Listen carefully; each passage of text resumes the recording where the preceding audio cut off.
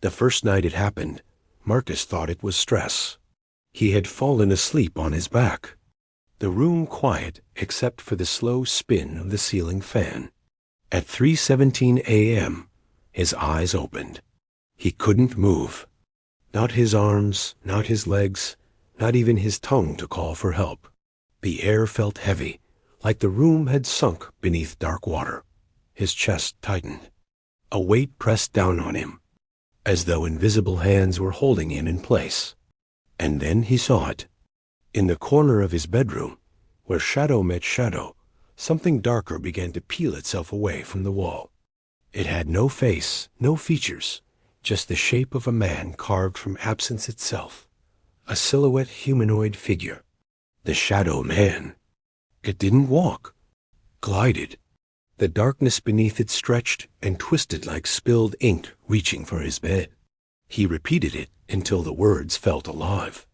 The temperature dropped so fast, his breath fogged in the air. Marcus tried to scream, but nothing came out. The figure leaned closer. From its body seeped a black vapor, thick and writhing, like smoke with a heartbeat. It crawled across the floor, climbed the side of his bed, and coiled around his chest. The moment it touched him, dread flooded his veins. Every regret, every fear, every memory of loss and failure sharpened and echoed in his mind. The shadow man fed on it. Its outline grew taller, broader. Marcus felt himself being pulled inward, as if his soul were slowly sliding toward that faceless void. Then, just as suddenly as it came, it dissolved back into the corner and vanished. He could move again.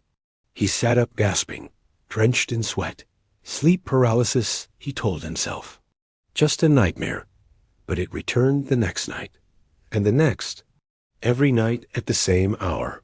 Each time the shadow man came closer. Each time the black vapor tightened more fiercely around his chest. Each time Marcus felt himself slipping further into its grasp. One night, the darkness reached his throat. He could feel it trying to pull something out of him. His breath shortened. His heart pounded against invisible chains. Not words, just hunger. That was the night Marcus realized this was no ordinary nightmare. The shadow man didn't want to scare him. It wanted to take him. The following evening, Marcus refused to let fear greet him first. He sat on the edge of his bed and prayed. Not rushed, not desperate, calm and deliberate. He remembered. A promise. He had learned long ago. No weapon formed against me shall prosper. When 3:17 a.m. arrived, his eyes snapped open again. Paralysis. The room darkened as though someone had poured ink across reality. The shadow man rose from the corner, larger than ever before. The black vapor burst from it, like a storm cloud unleashed, surging toward him in violent waves. It wrapped around his arms, his legs, his chest. His body felt like stone.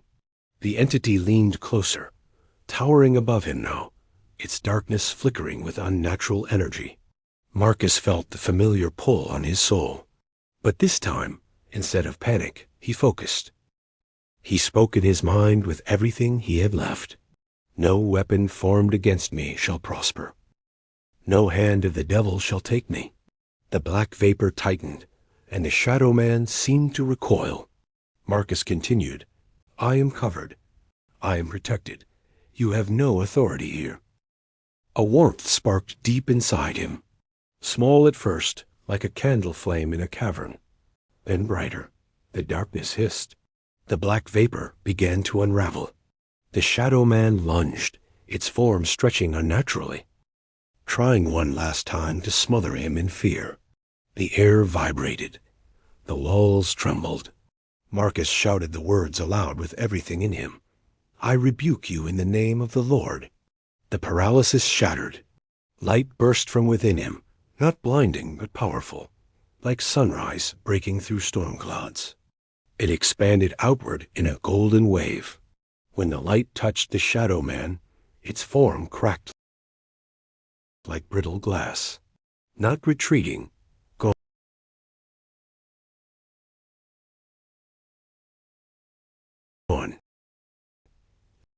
The room returned to normal. The air warmed. The pressure lifted.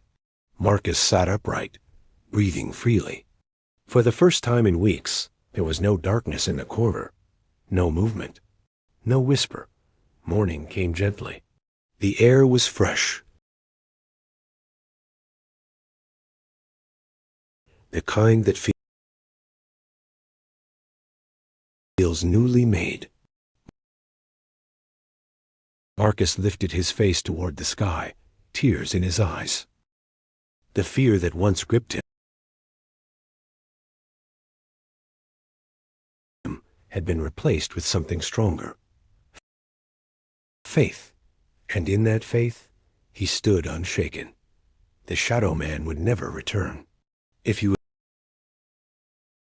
enjoyed this story and want more dark and terrifying tales with powerful endings, make sure you like, share, and subscribe for more videos. Sleep well tonight. And remember, fear only feeds what you allow it to.